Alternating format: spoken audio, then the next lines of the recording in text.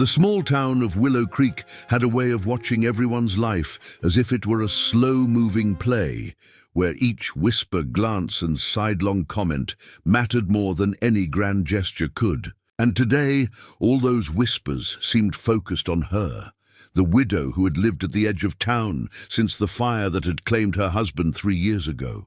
Her name didn't matter much to the town gossipers, nor did her resilience. What mattered was what they called her behind closed doors, too wide to wed.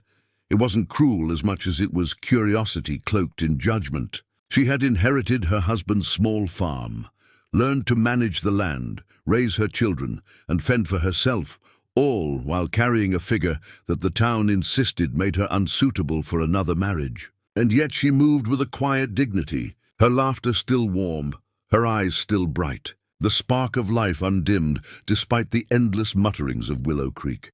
Her children, twin 6-year-olds, Emma and Eli, were the spark that made her mornings brighter and her nights more restless. They were clever, stubborn, and affectionate in ways that made her heart swell with pride. Today, as she carried a basket of freshly picked apples from the orchard to the market, the twins ran ahead, holding hands, voices echoing in the early morning sunlight. "Mom, can we go see Daddy now?"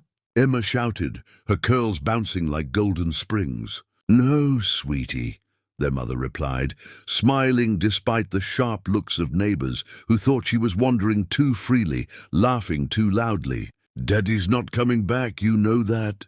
The twins stopped in their tracks, stamping tiny feet in unison. "We don't care. We want this one, Daddy. We want him," Eli shouted, pointing toward a tall figure approaching the market on horseback. The widow's heart skipped a beat.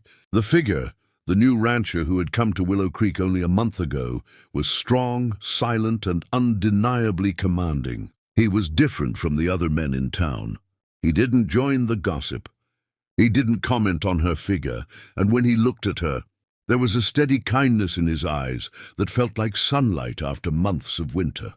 The twins ran ahead, giggling, tugging at his coat with all the enthusiasm only children could manage. "Please, mister, we want you to be our daddy." They looked up at him with earnest eyes, so bold and unashamed that the rancher's stony expression softened. The widow's chest tightened with a mixture of surprise and dread. This was reckless, impulsive, and utterly her children, but perhaps that impulsiveness was exactly what she needed. He knelt down to meet them, his hat slipping slightly as he smiled, a smile that could disarm even the harshest town critic. "And why would I be the right daddy for you two?" he asked, his voice deep but gentle. Emma and Eli looked at each other, then burst into synchronized laughter. "Because we said so," Eli declared, "and we always get what we want." Their mother, caught between horror and amusement, quickly joined them. "Stop convincing him," she said, though her voice betrayed a laugh. "He might actually say yes." The townspeople watching from the general store steps whispered even louder, their eyes narrowing. She could feel their judgment like 1,000 pricks against her back. They couldn't see the gentle warmth of the moment, couldn't see the laughter lighting up the rancher's eyes, couldn't see the spark of hope rekindling in her heart. They only saw what they had always insisted, a widow who was too wide to wed, daring to imagine a life of love again. The rancher finally straightened, dusting off his coat, and glanced at her. "You're brave, I'll give you that. And your children," he added, nodding at the twins, "they've got excellent taste." He winked at her, and the world seemed to pause. For the first time in years, the widow felt that anything was possible. That night, as the sun dipped behind the rolling hills of Willow Creek, painting the sky in oranges and purples, the widow tucked her children into bed. Emma whispered, "Mom, he's going to stay, right?" The widow kissed their foreheads gently. "We'll see, my loves. We'll see." But inside, her heart was beating faster than it had in years, filled with the thrill of possibility, of love, of life refusing to be constrained by whispers and judgments. And as she gazed out the window at the glowing lanterns of the market street where the rancher still lingered, a quiet determination took root. She would not let the town define her. Not anymore. She was strong, she was loved, and maybe, just maybe, this time happiness would arrive on a horse with a gentle smile. Before the chapter closed, the widow whispered a thought meant only for herself. Tomorrow, we fight for our chance. Tomorrow, we refuse to let the whispers win. And the night answered her with a gentle, reassuring breeze that seemed to carry a single promise. Anything was possible when love dared to insist. Don't forget to hit subscribe to follow this journey. See how a small town, a brave widow, and two determined twins can rewrite destiny and find love in the most unexpected places. The next morning, the widow stepped into the sun-drenched market with her twins bouncing at her side, hearts full of mischief and hope.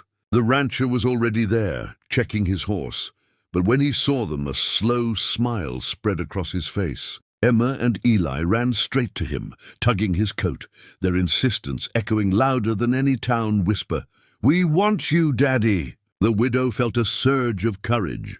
For years, she had let the town's judgment define her. But now she realized that love, laughter, and loyalty were far stronger than gossip. The rancher knelt, meeting their bright eyes. "You two are determined. I'll give you that," he said, voice warm. "And maybe determination is exactly what I need." The twins cheered, hugging him fiercely, and the widow felt a flutter of something she hadn't felt in years: hope. In that instant, the murmurs of Willow Creek faded into nothing. It didn't matter what anyone thought. Her children's joy and his quiet kindness were all that mattered. Days passed, and the town began to notice a change. The widow smiled more, laughed more, and her children thrived under the gentle presence of a man who embraced them as his own. Whisperers softened their tones, realizing that love could not be measured by appearances. And at night, as the three of them sat under the stars on the porch, the widow whispered, "We did it. We chose happiness, and nothing else matters." Subscribe to follow this heartwarming journey of love, resilience, and the unstoppable power of family, where courage meets destiny in the most unexpected ways.